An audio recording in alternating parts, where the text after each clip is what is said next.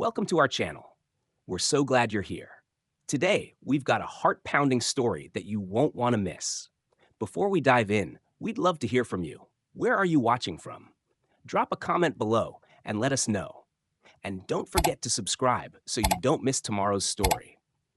We've got something truly special lined up that's sure to keep you on the edge of your seat.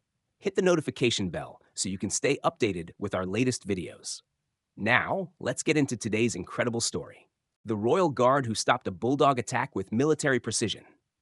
The morning sun shone brightly over the majestic Buckingham Palace, casting a warm glow over its towering walls and intricate spires. Tourists gathered outside, eager to capture the grandeur of one of the most iconic landmarks in the world. Amidst the sea of visitors, one man stood out, James Holt, a royal guard stationed near the palace gates. His red tunic gleamed in the sunlight, his posture unwavering. As he stood still, embodying the discipline and tradition that the royal guard was known for, the crowd marveled at his stoicism. For James, this was a routine he had followed countless times. His training had honed his ability to remain perfectly still, focusing only on his duty. It wasn't the first time he'd been surrounded by tourists, snapping photos and trying to get a glimpse of the famous guards.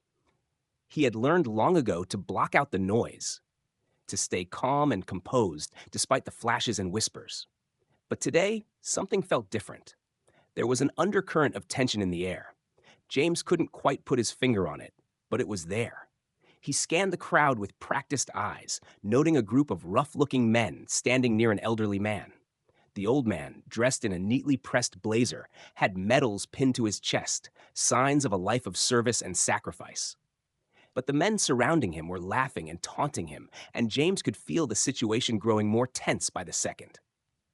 The man in the middle, tall and muscular, took a step closer to the veteran, sneering at the medals. "Nice medals, old man," he mocked, flicking one of the medals with his finger. The elderly man, Marcus Turner, responded calmly. "They are real, and they represent years of service." James tightened his jaw, sensing the rising aggression. He knew that something had to be done. His training told him to stay still, to follow protocol. But something in his gut told him that this was more than just a trivial matter. The men were getting bolder, pushing the elderly man, trying to provoke a reaction. James knew he couldn't let it go on any longer. His duty was to protect, not just the palace, but the people in front of him. As the tension grew, James stepped forward, his voice steady but firm. "Leave him alone," he called out. The crowd went silent, eyes fixed on him as he prepared for whatever would come next. As James stepped forward, his body tense and prepared for whatever would come next, the crowd's atmosphere shifted. The rough-looking man, who had been taunting the elderly veteran, turned his attention to James. "What's the matter, soldier boy?" he sneered, stepping closer, his voice dripping with mockery. "You think you can stop us?" James didn't flinch. His training had taught him to keep his composure, even when the world around him threatened to crack. He stood tall, his voice calm yet filled with authority. "I'm asking you to step back. This man has served his country. You'll show him respect." The man, clearly enraged by the interruption, scoffed and took another step forward. His friends joined him, grinning as they closed the space. The situation was escalating quickly, and James could feel the intensity rising. He had been trained for moments like this, tension in the air, a potential threat on the horizon. He knew this wasn't just a few tourists trying to get a reaction out of him. This was becoming dangerous. "Are you going to stop us?" the leader of the group taunted. "What's your problem, soldier? You're just standing there in your fancy outfit, looking like you're something special." He reached out and shoved Marcus lightly. "Old man, move aside." James's eyes locked onto the leader, a coldness settling in his chest. He wasn't just standing there anymore. This wasn't about uniforms or medals. This was about protecting the vulnerable, maintaining order, and doing what was right. He took one step forward, his stance unyielding, and spoke in a low voice that cut through the tension. "You'll leave him alone. Now." The crowd, sensing the rising conflict, started to step back. Some whispered nervously, others had pulled out their phones. But James didn't let his focus waver. The moment the bully smirked and reached for Marcus's medals again, James took a step forward, his military instincts kicking in. The man's face twisted in anger, his hand moving to strike Marcus once more. But this time, James was ready. In a swift motion, James grabbed the man's wrist, his grip unshakable. I said, "Leave him alone," he repeated, his voice calm but filled with unrelenting authority. The group paused, taken aback by the force behind his presence. The leader jerked his wrist, trying to free himself, but James didn't budge. His training and experience had prepared him for moments like this, where the true test of strength wasn't in the physical confrontation, but in the control you maintained over the situation. The crowd fell silent, watching the scene unfold as James stood tall, making sure that no one would step out of line. The tension in the air was thick, like a storm waiting to break. James stood firm, his grip tight on the leader's wrist. The thugs hesitated, but it was clear that the situation had escalated far beyond their expectations. The leader, still struggling, barked orders to his friends, but the arrogance was beginning to drain from his voice. James could feel their confidence crumbling with every passing second. He wasn't just a guard. He was a man who had been trained to handle the toughest situations with calm precision. "Let go of me," the leader shouted, pulling harder, but James didn't budge. The crowd had fallen silent, their eyes locked on the unfolding drama, some of them silently urging the thug to back down, while others stood frozen, not knowing what would happen next. "You think you can intimidate me, huh?" The leader spat, his face red with anger. But James's response was quiet, controlled. "I'm not here to intimidate. I'm here to protect." Without warning, the leader's friend tried to get behind James, hoping to catch him off guard. But James was prepared. He spun around, releasing the first thug's wrist in a swift move and using his own momentum to deflect the second attacker's arm. The man stumbled back, crashing into the ground with a loud thud. The crowd gasped, but James didn't allow his focus to waver. His military training had kicked in. The fight wasn't over yet. "Get him!" the leader yelled, but his voice was tinged with uncertainty now. His group, once bold, was falling apart. James didn't hesitate. His movements were fluid, calculated, and precise, like a well-oiled machine. He sidestepped another attacker, sending him off balance, while the leader, breathing heavily, took a step back, realizing that he was outmatched. The remaining thugs exchanged nervous glances, clearly reconsidering their next move. The leader, now visibly shaken, growled, "You got lucky, old man? Next time, we won't be so easy on you." With that, the group retreated, their bravado completely shattered. James stayed in position, his heart still pounding from the adrenaline of the confrontation. The crowd slowly began to disperse, murmuring in awe as the danger seemed to pass. But James's mind remained sharp, alert for any other signs of trouble. The adrenaline still coursing through his veins kept him on edge, knowing that while the situation had resolved for now, the world outside could shift at any moment. Turning back to Marcus, he offered a small nod. "Are you okay, sir?" Marcus, visibly shaken but standing tall, gave a weak smile. "I'm fine now, thanks to you." James nodded in response. He had done his duty, but the weight of what had just happened settled in. This was far from over. As the last of the thugs slinked away, Marcus steadied himself, his eyes still flickering with disbelief. He glanced at James, a look of gratitude mixed with unease. The crowd had begun to disperse, but the tension in the air lingered like an unshaken storm cloud. James stood tall, his jaw clenched, watching the retreating figures with a cold gaze.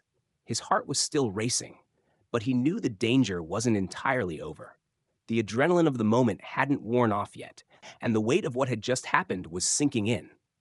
"I thought they were just ordinary troublemakers," Marcus muttered, his voice still thick with concern. "But they were after something more, weren't they?" James's gaze never wavered as he nodded, his mind processing everything that had just unfolded. "They weren't just targeting you. They were testing us, pushing boundaries to see how far they could go." The realization hit Marcus hard. He looked down at his medals, his fingers brushing over them with a quiet reverence. "Those medals don't just represent my past. They're a target for people like them." Before James could respond, the quiet of the courtyard was shattered by a distant commotion. A low murmur spread through the crowd, and James could feel the shift in energy. Something was off. His instincts flared to life again. "They're back," Marcus said, his face tightening with concern. James scanned the area quickly, his training kicking in. He could feel the hairs on the back of his neck stand on end. The thugs were regrouping, and they weren't done with their game. "Stay behind me," he instructed Marcus, his voice unwavering. Just as he said it, the group of troublemakers reappeared, their faces twisted with rage. They were angrier now, fueled by the embarrassment of their earlier retreat. Their eyes locked onto James with a mix of defiance and fury, and their leader, the one who had dared to push Marcus earlier, stepped forward, his fists clenched. "You think you've won?" The leader sneered, his voice dripping with venom. "This isn't over. You'll regret interfering." The words hit James like a wave of cold water. He knew this was the moment that would decide everything. His hand instinctively went to the handle of his rifle, but he kept his composure. The eyes of the crowd were now on him, and they were watching to see how the story would unfold. "We'll see about that," James muttered under his breath, stepping forward to face them. The showdown was inevitable, and he would stand his ground. The calm before the storm was finally over. It was time to end this once and for all. James stood in front of the thugs, his eyes never leaving their leader. The tension in the air was thick, a palpable force that seemed to press down on everyone in the courtyard. The troublemakers had regrouped, their faces twisted in anger and humiliation. But there was something else: fear. They were clearly outmatched, but they were too proud to back down now. "Did you think you could just walk away from this?" The leader spat, stepping closer to James, his hands balled into fists. "You don't know who you're dealing with." James didn't flinch. He stood firm, his posture as rigid as ever. He had faced down threats before, but this felt different. The stakes were higher now, and he knew this wasn't just about his duty as a royal guard anymore. This was personal. It was about honor, his and Marcus's, and the line that had been crossed. "You've made a big mistake," James said, his voice cold and controlled. "This ends now." The leader took another step forward, his eyes burning with anger. "You think you can stop me? You're just a guard. You don't matter."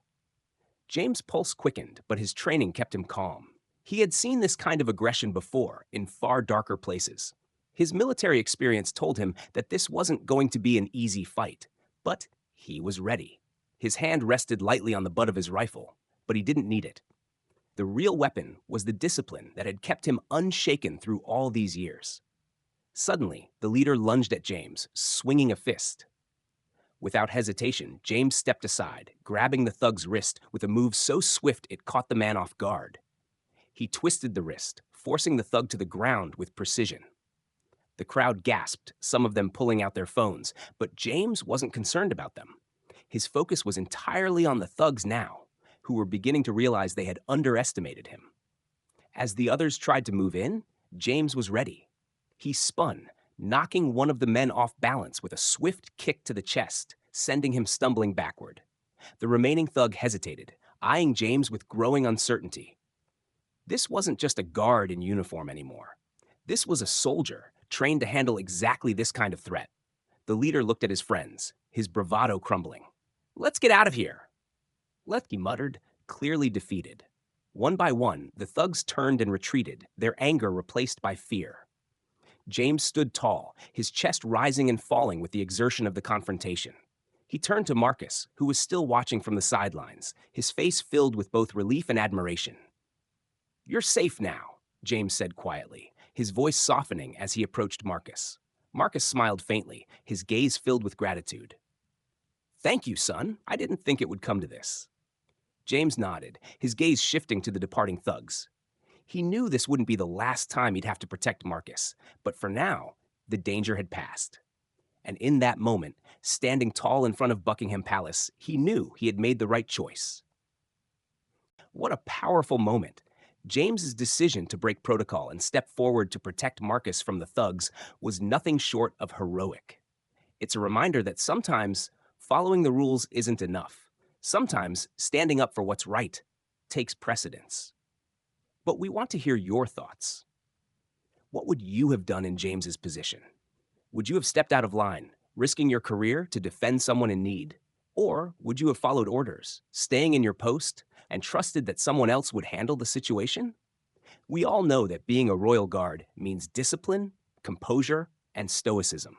But this story shows that there's more to these men than meets the eye. They're not just statues.